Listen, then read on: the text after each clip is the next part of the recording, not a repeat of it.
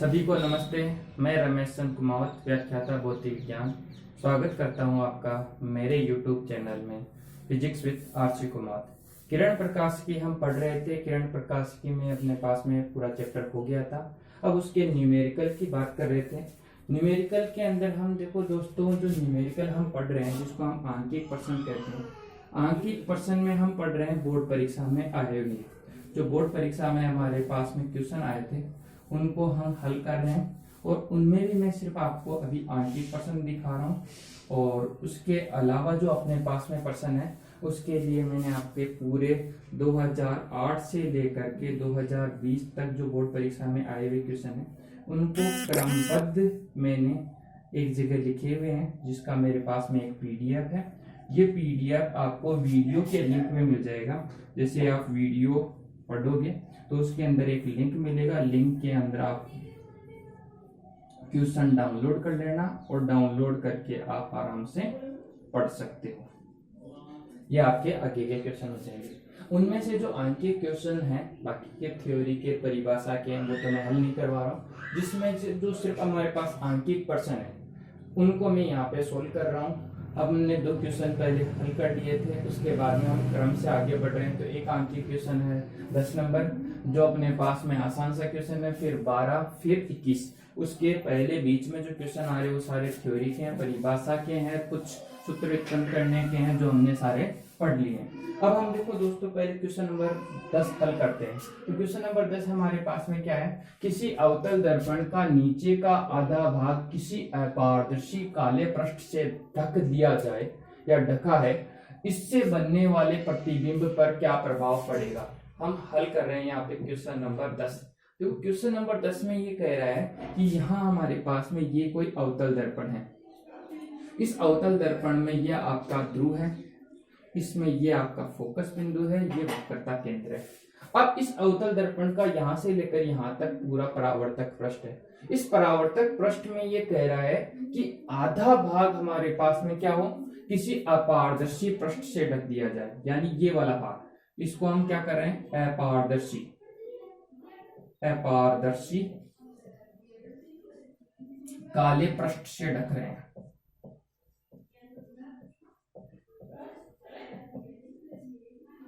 काले पृष्ठ से अगर हम ढक दिया जाए तो हमारे पास में प्रतिबिंब पर क्या प्रभाव पड़ेगा। तो इसके लिए हम इसका क्या करें, चित्र बनाकर देखें। मान लो ये हमारे पास में एक वस्तु है जिसका नामकरण दे दिया हमने एपी। इससे जैसे प्रकाश किरण दर्पण पर आपतित होती है जो कि मुख्य अक्ष के समांतर आपतित होती है, तो ये हमारे पास में फोकस बिंदु से होकर गुजरेगी। पहली प्रकाश किरण है। दूसरा, अगर हम परावर्तन का नियम दें, पहला नियम हो गया कि जब प्रकाश किरण मुख्य अक्ष के समांतर आपतित होगी कहां से होकर गुजरेगी, फोकस बिंदु से होकर गुजरेगी। दूसरा, अगर हम नियम दें तो यहाँ प्रकाश की किरण दर्पण के फोकस बिंदु वस्तु के फोकस बिंदु से वस्तु के सिरे से दर्पण के फोकस बिंदु से लेंस पर आपतित होती है। तो यह हमारे पास में यहाँ तक तो आपतित होती है पर परावर्तित किरण हमारे पास में नहीं मिलती है। क्यों? क्योंकि यहाँ दर्पण का आधा भाग क्या होता है, ढका हुआ होता है, इसलिए यहाँ से प्रकाश किरण नहीं गुजरती है। तीसरे, अगर हम नियम की बात करें तो तीसरे नियम के लिए हम कहें कि जब प्रकाश की किरण ध्रुव पर आपतित होती है तो यहाँ से प्रकाश किरण परावर्तित होती है और यहाँ वस्तु का हमारे पास में प्रतिबिंब बन जाता है, जिसको नाम दे देते हैं हम ए डैश बी डैश। तो यहाँ हमारे पास में देखो वस्तु का प्रतिबिंब तो बन रहा है जब वस्तु का आधा भाग हमारे पास में ढका हुआ हो, पर यहाँ एक प्रकाश की किरण ये परावर्तित नहीं हो रही है, एक तो ये प्रकाश किरण क्या हो रही है, परावर्तित नहीं हो रही है। और अपने पास में जो चौथा नियम था जिसमें हम कह रहे थे कि प्रकाश किरण वक्रता केंद्र से आपतित होगी, वो भी अपने पास में यहाँ परावर्तित नहीं होगी। तो यहाँ ये परावर्तित नहीं हो रही है, इसलिए हमारे पास में वस्तु का जो प्रतिबिंब है, वस्तु का जो प्रतिबिंब है वो पूर्ण बनेगा। प्रतिबिंब तो हमारे पास में क्या होगा दोस्तों, पूर्ण बनेगा, पूरा बनेगा। लेकिन उसके साथ में क्या होगा, उसकी तीव्रता कम हो जाएगी। अब तीव्रता कम हो जाएगी, क्यों होगी तीव्रता कम, इसका कारण देखो यहाँ प्रकाश किरण 3 आपतित हो रही थी वस्तु से दर्पण पर, जिसमें 2 प्रकाश किरण तो परावर्तित हो रही है, 1 परावर्तित नहीं हो रही है। इसलिए यहाँ प्रकाश की तीव्रता क्या हो जाती है, कम। यानी जितना प्रकाश वस्तु से दर्पण पर आपतित हो रहा है वो पूर्ण रूप से परावर्तित नहीं हो रहा है, कुछ भाग हमारे पास में दर्पण द्वारा अवशोषित हो रहा है, इसलिए तीव्रता कम हो जाती है। और तीव्रता कम होती है तो प्रतिबिंब हमारे पास में दोस्तों धुंधला बनता है।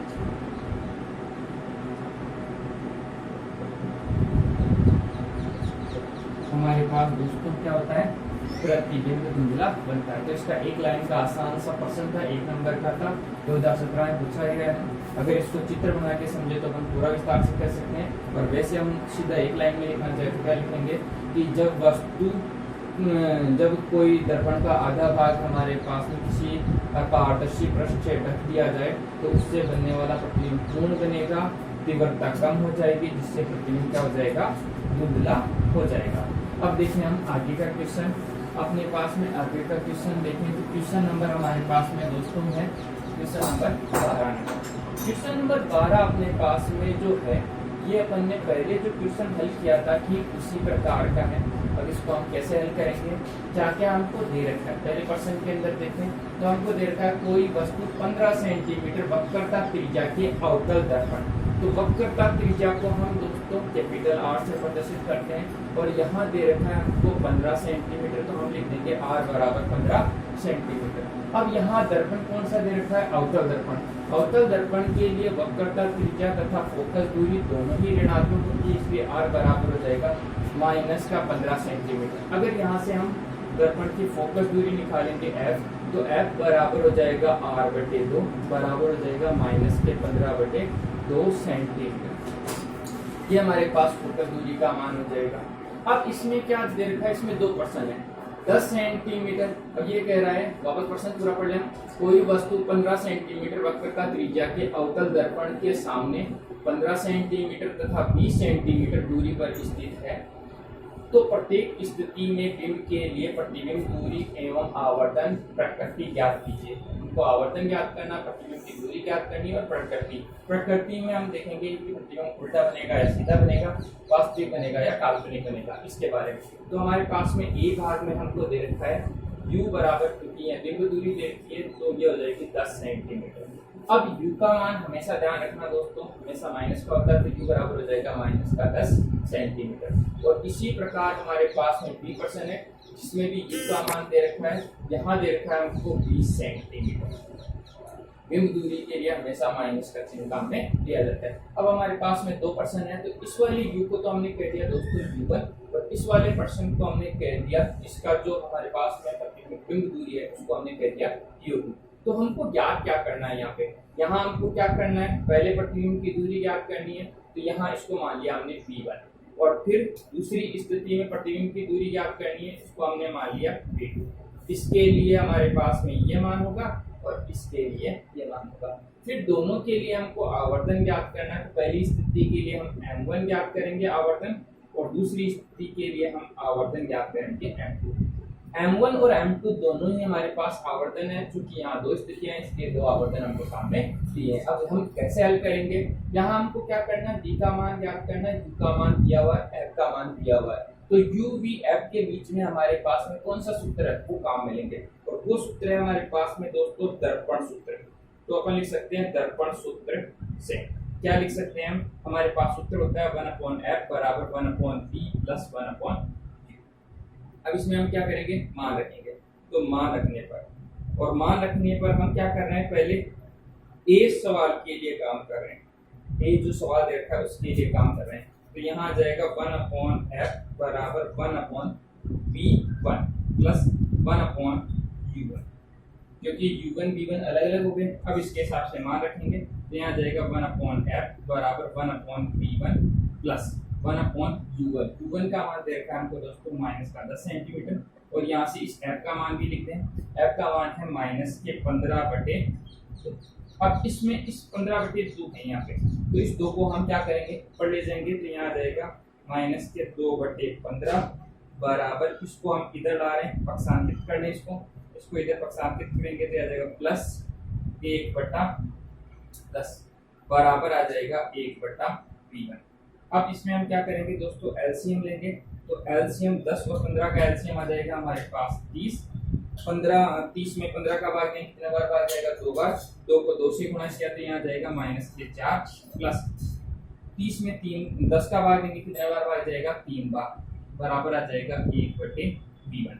अब इसको हम और हल करेंगे तो देखो दोस्तों क्या मान होगा, यहाँ से अपन इसमें देखें तो यहाँ से आ जाएगा -1/30 बराबर 1/V1। अब अपने पास में अंश में दोनों में 1 है तो हर को आपस में बराबर कर देंगे तो V1 बराबर आ जाएगा -30 और इसको हम लिख सकते हैं V1 बराबर -30 सेंटीमीटर, जो कि हमारे पास में होगी प्रतिबिंब दूरी। इसको हम पूरा भी लिख सकते हैं, तो यहाँ लिख सकते हैं हम प्रतिबिंब दूरी, और ये हो जाएगी अपने पास में V1 बराबर -30 सेंटीमीटर। ठीक है दोस्तों, अब अपन निकालें इसका आवर्तन। तो हम लिख सकते हैं दर्पण का आवर्तन। दर्पण का आवर्तन का हमारे पास में सूत्र था, दर्पण का आवर्तन m1 बराबर होगा माइनस का V/U। अब यहाँ m1 लिया है इसलिए V1 U1 आ जाएगा। मान रखने पर क्या हो जाएगा हमारे पास में, देखो दोस्तों, मान रखने पर हम लिख सकते हैं m1 बराबर माइनस का फिर एजीज, यहाँ से आ जाएगा -30/U1 का मान है -10। इसको सोल्व करेंगे तो m1 बराबर आ जाएगा, यहाँ से देखो 0 से 0 कट जाएगा, माइनस से माइनस कट जाएगा, ये प्लस हो गया तो यहाँ से बच जाएगा -3, यानी प्रतिबिंब क्या होगा, 3 गुना बड़ा होगा। और माइनस का चिन्ह हमको ये प्रदर्शित कर रहा है तो प्रतिबिंब उल्टा होगा। तो हम इसमें लिख सकते हैं प्रकृति। अब प्रकृति में क्या लिखेंगे हम, इसी के अनुसार हम लिख सकते हैं प्रतिबिंब 3 गुना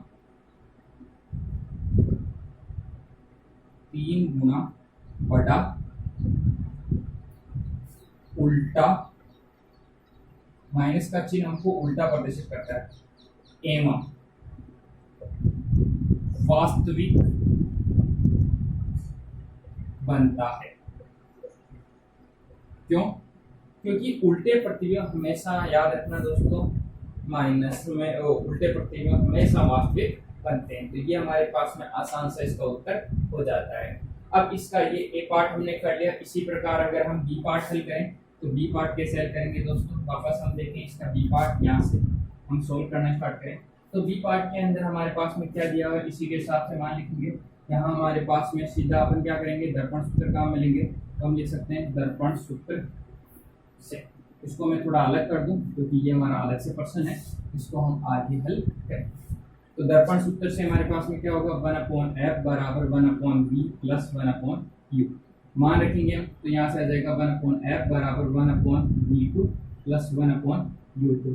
इसमें मान रखेंगे हम तो 1/f, f का मान हमारे पास में है -15/2 बराबर, यहाँ आ जाएगा 1/v2। v2 का मान हमारे पास में याद करना है हमको दोस्तों। देखो यहाँ v2 का मान क्या करना है, प्रश्न वाचक चिन्ह लगा इसका मतलब क्या है, इसको याद करना है। तो अपने पास में u2 देखें प्लस u2 का मान हमारे पास में -20।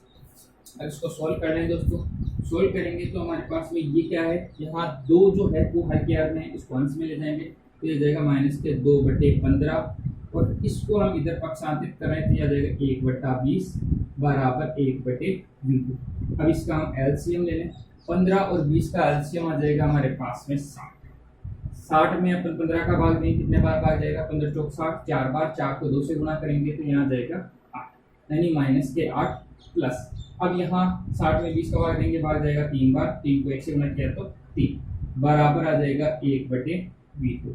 अब इससे हम हल करें तो 8 में से 3 गए तो कितने बचेंगे, 5। यहाँ -8 है इसलिए -5/60 बराबर आ जाएगा 1/v2। 60 से 5 को काट देंगे, ये कट जाएगा कितने बार, 12 बार, 12×5। तो अपने पास में यहाँ क्या आ जाएगा, -1/12 बराबर आ जाएगा 1/v2 और हम लिख सकते हैं v2 बराबर आ जाएगा -12 और सेंटीमीटर। ये आ जाएगी हमारे पास में प्रतिबिंब दूरी। अब प्रतिबिंब दूरी हमारे पास इसके अंदर लिख सकते हैं हम, अतः प्रतिबिंब दूरी हो जाएगी हमारे पास में, अतः प्रतिबिंब दूरी v2 बराबर हो जाएगी -12 सेंटीमीटर। अब अपन देखें इसके लिए आवर्धन का मान। तो यहाँ बोर्ड में जगह नहीं है, नीचे मैं इधर वाला मिटा रहा हूँ, तो आप एक बार इसका स्क्रीनशॉट ले लो ताकि मैं इसको मिटा दूं। ठीक है दोस्तों, इसको मिटा देते हैं अपन। अब देखो इसको आगे भी करेंगे, तो कैसे हल होगा, क्या मान होगा इसका अपन देखें। यहाँ से देखो अपने पास में आवर्धन का मान निकालना है, तो इसका आवर्धन m2 बराबर हो जाएगा माइनस v2/u2 मान रखेंगे हम। तो m2 बराबर क्या हो जाएगा माइनस v2 का मान हमारे पास में है -12 और u2 का मान है -20। यहाँ माइनस का चिन्ह ऐसे कैसे, तो m2 बराबर क्या हो जाएगा, माइनस से माइनस कट जाएगा, 4 से ये कट जाएगा 5 बार और ये 4 से कट जाएगा 3 बार, तो आ जाएगा -3/5। और m2 का मान हम निकालें तो ये -0.6 ये आ जाएगा हमारे पास में, इसको अपन 0.6 भी लिख सकते हैं। अब अपने पास में यहाँ जो आवर्धन का मान है वो 1 से कम, जब 1 से कम होता है तो हम कहते हैं कि प्रतिबिंब छोटा है। तो अपन इसकी प्रकृति लिखें दोस्तों, प्रकृति क्या होगी, प्रकृति में हम लिख सकते हैं यहाँ प्रतिबिंब छोटा।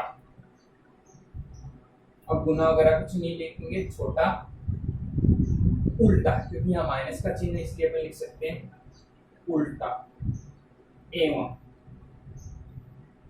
वास्तविक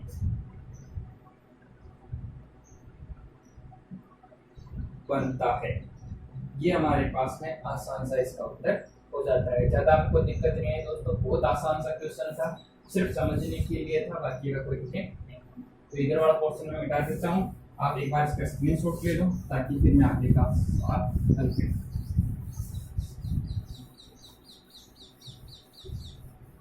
ठीक है दोस्तों, इसको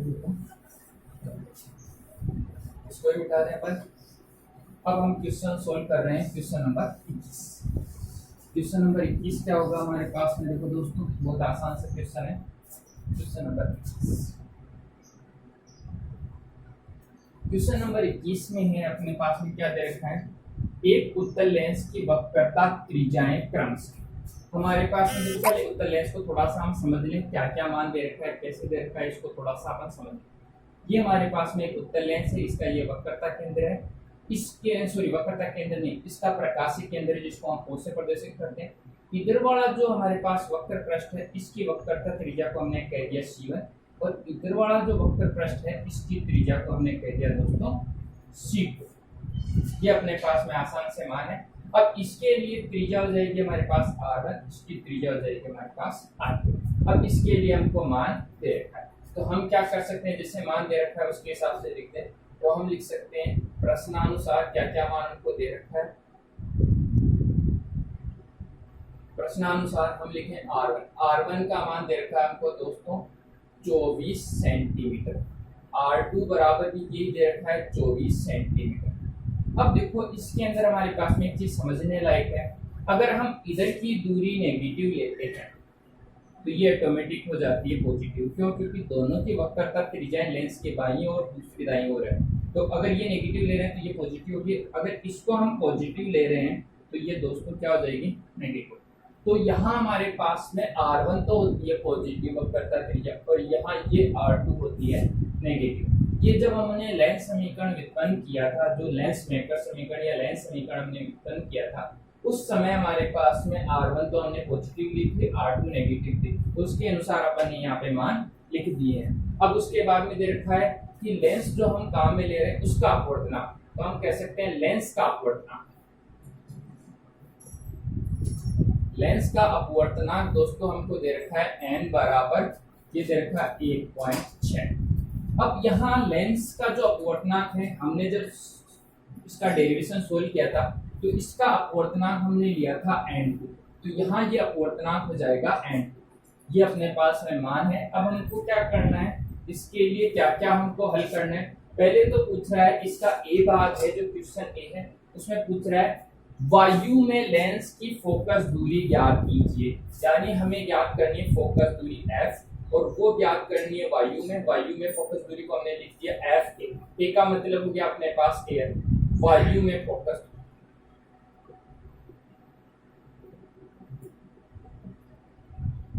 और इसको हम क्या करना है, ज्ञात करना है, इसलिए इसके आगे अपन ने प्रश्नवाचक चिन्ह लगा दिया। अब आगे अपन इसको हल करें। देखो दोस्तों, दूसरा जो भाग है वो क्या कह रहा है हमारे पास, यदि लेंस को दो समान भागों में, जो कि कैसे हम ऊर्ध्वाधर भागों में काट दिया जाए तो प्रत्येक की फोकस दूरी ज्ञात कीजिए। अब ये क्वेश्चन थोड़ा सा समझ लो, आपको क्वेश्चन में क्या दे रखा है, क्या हमको सॉल्व करना चाहते हैं। ये हमारे पास में एक उत्तल लेंस है, इस उत्तल लेंस का ये प्रकाशिक केंद्र है। अब ये कह रहा है इस प्रश्न के अनुसार कि इसको हम ऊर्ध्वाधर दो भागों में काट रहे हैं। जब इसको हम दो ऊर्ध्वाधर भागों में काट रहे हैं तो इधर वाले भाग की हम फोकस दूरी कह रहे हैं F1 और इधर वाले भाग की कह रहे हैं हम F2। इन दोनों की फोकस दूरियों का मान हमको ज्ञात करना है। यही कह रहा है ये, यदि लेंस को दो समान भागों में ऊर्ध्वाधर काट दिया जाए तो प्रत्येक की फोकस दूरी ज्ञात कीजिए। यानी दो भाग, जो दूसरा प्रश्न है इसका दूसरा भाग है वो कह रहा है ऊर्ध्वाधर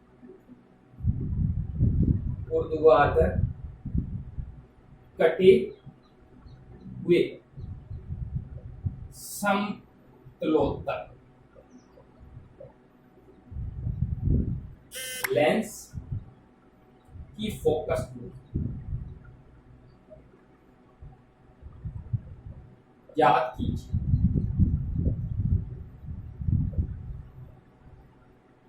ठीक है, इसको हमको क्या करना है, ज्ञात करना है। अब देखो, इसको समतलोत्तर लेंस क्यों कहा, क्योंकि ये अपने पास में जो लेंस है वो इस प्रकार बन जाता है, और ये लेंस कौन सा था हमारे पास दोस्तों, समतलोत्तर लेंस था, इसलिए इसको हमने समतलोत्तर कह दिया। अब इसका अपने को मान ज्ञात करना है, तो काम करना स्टार्ट करें हम, आसानी से हो जाएगा, कोई हमको ज्यादा दिक्कत नहीं है।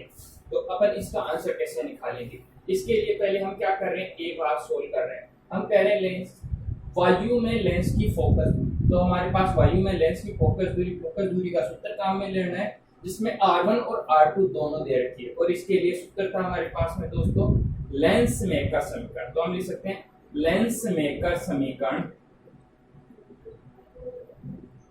से, और ये हमारे पास में था दोस्तों 1/f बराबर n2/n1 माइनस का 1 इंटू 1/r1 माइनस 1/r2। ये हमने सूत्र व्युत्पन्न किया था जब डेरिवेशन हमने इसका सोल्व किया था। अब अपने पास में क्या है, वायु के लिए हमारे पास में जो अपवर्तनांक है, वायु के लिए अपवर्तनांक,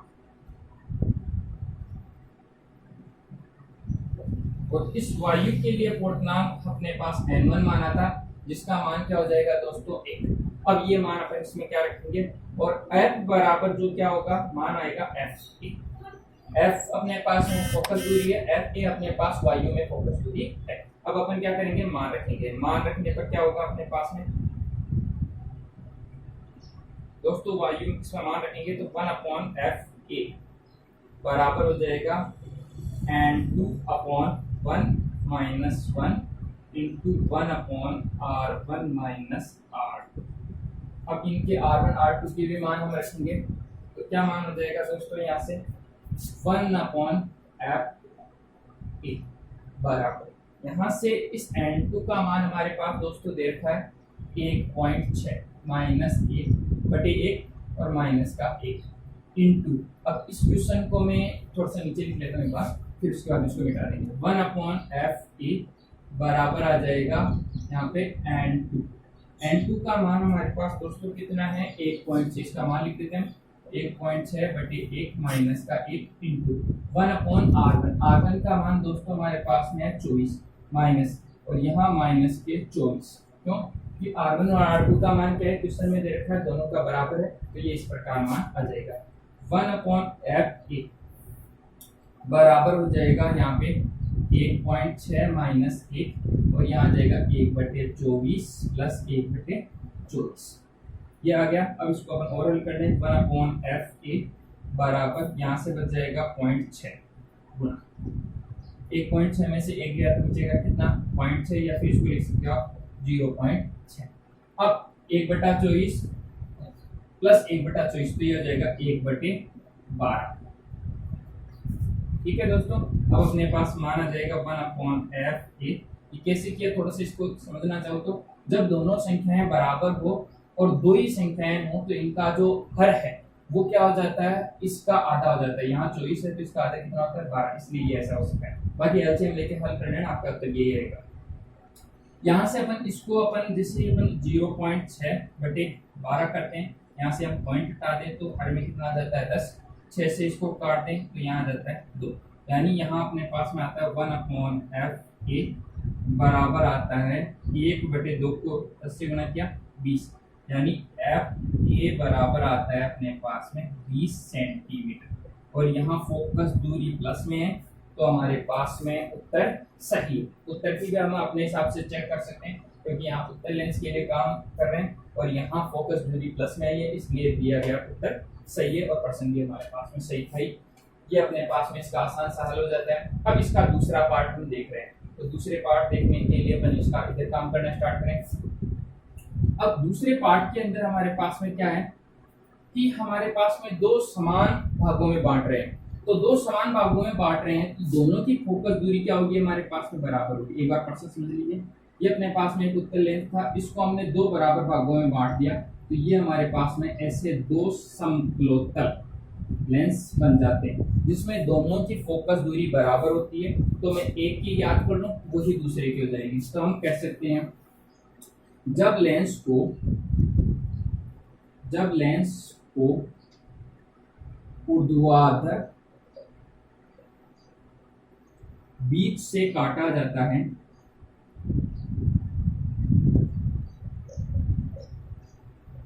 तो यह एक, तो यह दो समतलोत्तल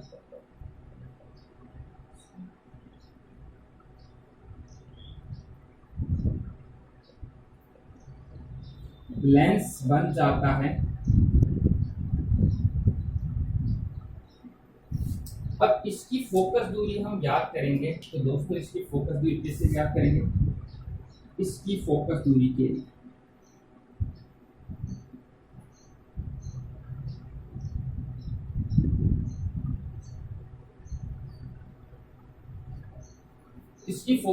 के लिए हमारे पास में ये सूत्र हो जाएगा लेंस मेकर समीकरण का, लेंस मेकर समीकरण से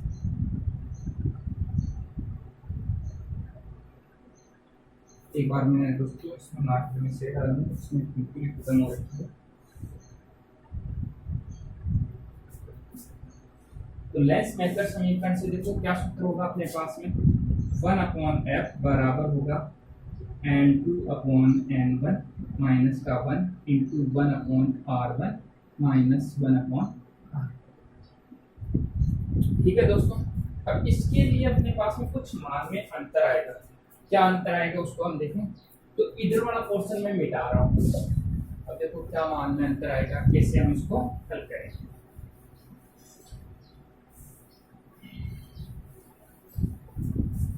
यहाँ क्या है हमारे पास में R1 बराबर तो यही रह जाएगी 24 सेंट, पर R2 जो है वो अब की बार क्या हो जाएगी, बदल जाएगी।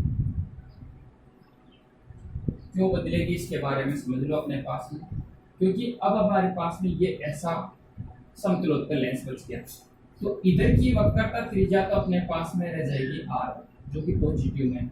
इधर वाले भाग की हम देखें तो वक्रता त्रिज्या अपने पास समतल है, और समतल लेंस की जो वक्रता त्रिज्या है, समतल लेंस की वक्रता त्रिज्या,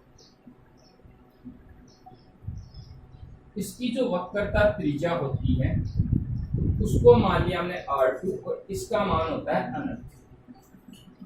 जब कोई समतल लेंस होता है तो अपने पास में उसका फोकस बिंदु कहाँ होता है दोस्तों, हमने पढ़ा था।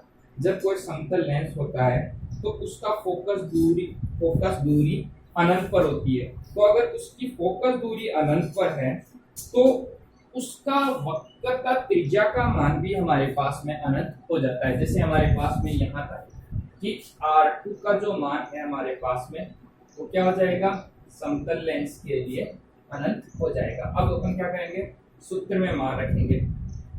सूत्र में मान रखने पर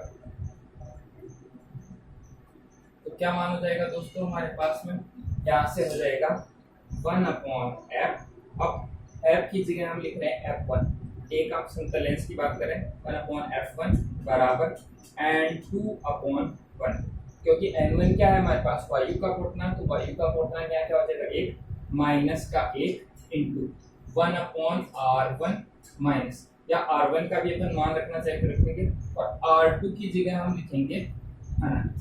अब अपन क्या कर देंगे इसमें मान रखेंगे एक बार और 1/f1 बराबर इसका मान हो जाएगा n2 का मान 1.6/1 माइनस 1 इंटू 1/24 और माइनस ये हो जाएगा 1 अनंत का मान होता है 0। तो अपने पास में मान क्या हो जाएगा दोस्तों, उसको हम पूरा ही कर लें। तो अपने पास में जो मान होगा ये आ जाएगा 1/f1 बराबर 1.6 में 1 का भाग देंगे तो 1.6 आएगा, 1.6 में से 1 घटाएंगे तो बचेगा कितना 0.6, और यहाँ से अपने पास में जो मान आएगा वो आएगा 1/24। जैसे हम यहाँ से पॉइंट हटाएंगे तो हर में लिखेंगे हम 10, 6 से हम 24 को काट देंगे कितने बार कट जाएगा 4 बार, तो यहाँ आ जाएगा 1/f1 बराबर यहाँ आ जाएगा 1/40 और f1 बराबर आ जाएगा 40 सेंटीमीटर। अब अपने पास में एक लेंस की फोकस दूरी अगर अपने पास में 40 सेंटीमीटर है तो दूसरे लेंस की फोकस दूरी भी हमारे पास में कितनी होगी 40, क्यों, क्योंकि दोनों को बीच से काटा है, दोनों की वक्रता दिशाएं समान है। अब आप इसको चेक करना चाहो कि हमारे पास में जो उत्तर आया है वो सही आया है या नहीं है, तो उसको हम थोड़ा सा चेक करना चाहें तो चेक करके भी बता देता हूँ आपको उत्तर आपका सही आया या नहीं है। लेंसों के संयोजन से हमने क्या पढ़ा था दोस्तों, एक बार उत्तर चेक कर लें। लेंसों का संयोजन, उसमें जब हमने दो लेंसों का संयोजन किया था तो उसकी तुल्य फोकस दूरी का सूत्र आया था 1/f बराबर 1/f1 प्लस 1/f2। मान रखिए देखो दोस्तों अपने वही आता है 1/f बराबर 1/40 और दूसरे का भी क्या आ जाएगा 1/40, दोनों में हर बराबर है 40 है तो ये आ जाएगा 1/20 और f बराबर आ जाएगा अपने पास में 20। तो यही हमारे पास में जब पहले सवाल हमने हल किया था जब वायु में इसकी फोकस दूरी निकाली थी तो 20 सेंटीमीटर आई थी, तो अपना उत्तर आसानी से सही हो जाता है। ये क्वेश्चन हमारे पास में सबसे ज्यादा इम्पोर्टेंट क्वेश्चन है, हो सकता है अब की बार बोर्ड परीक्षा 2021 में ये क्वेश्चन आ जाए। ठीक है दोस्तों, तो ये अपने पास में आज के महत्वपूर्ण क्वेश्चन थे।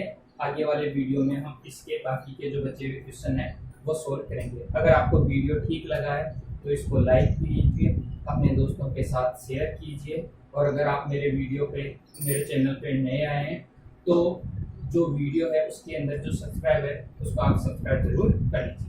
धन्यवाद।